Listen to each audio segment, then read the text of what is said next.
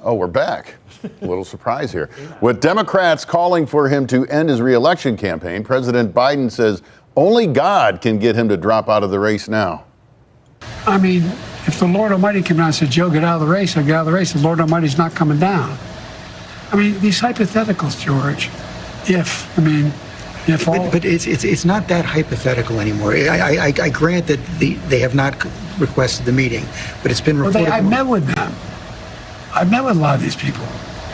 I've talked with them regularly. He's talking about fellow Democrats who want him to get out of the race. The president gave his first interview since his disastrous debate performance 10 days ago. The interview with ABC came as he campaigned in Wisconsin. Democrat Senator there, Tammy Baldwin, who is up for re-election, skipped the president's rally.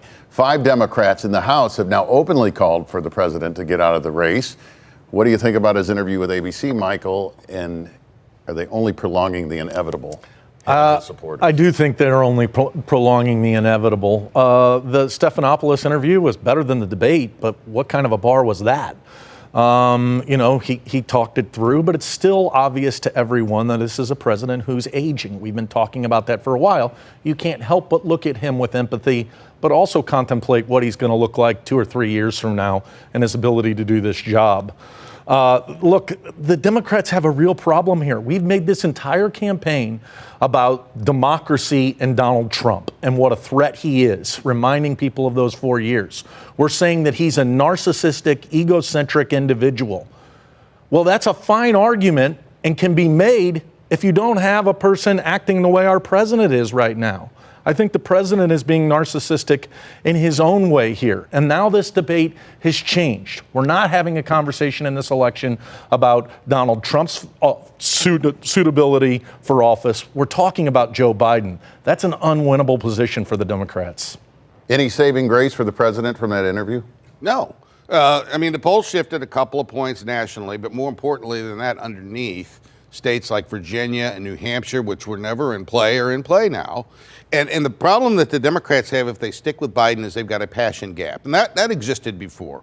So passion in a presidential campaign means you love your candidate and you really dislike the other guy. And when both of those conditions exist, that's passion.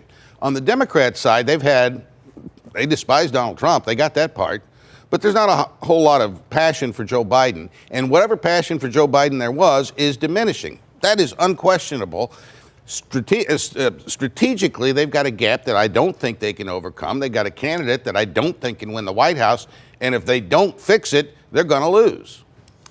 Now to our quote of the week. It comes from the plethora of news surrounding former President Donald Trump. He was supposed to be sentenced this week on 34 felony convictions for falsifying business records to cover up his alleged sexual encounter with porn star Stormy Daniels. He denies that encounter.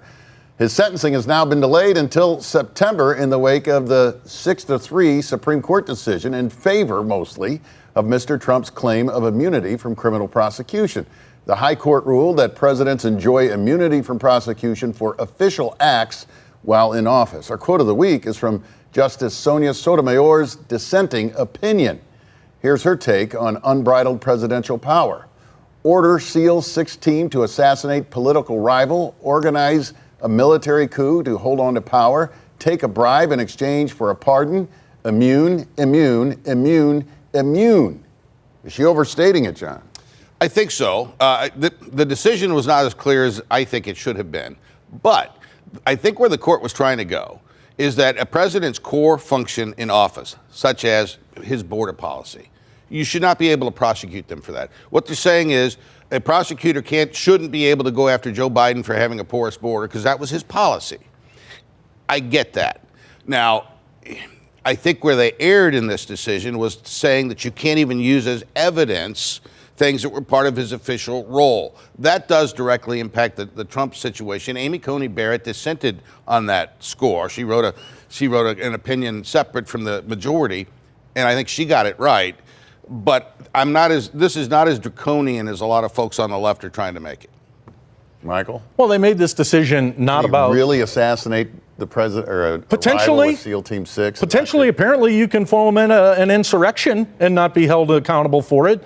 Who's to know with this Supreme Court? This Supreme Court didn't make this ruling for the ages. They made it for this president. It's short-sighted, it's wrong, and goodness gracious, if that's a bigger spotlight on how important this upcoming election is, because those folks are sitting there making those rulings from Donald Trump because Donald Trump was president. It can't happen again. Still to come on Hancock and Kelly, Missouri's Attorney General sues New York for prosecuting Donald Trump as Trump attorney Will Scharf of Missouri celebrates legal victories for the former president. Scharf is running against Bailey, a fellow Republican, for Missouri Attorney General.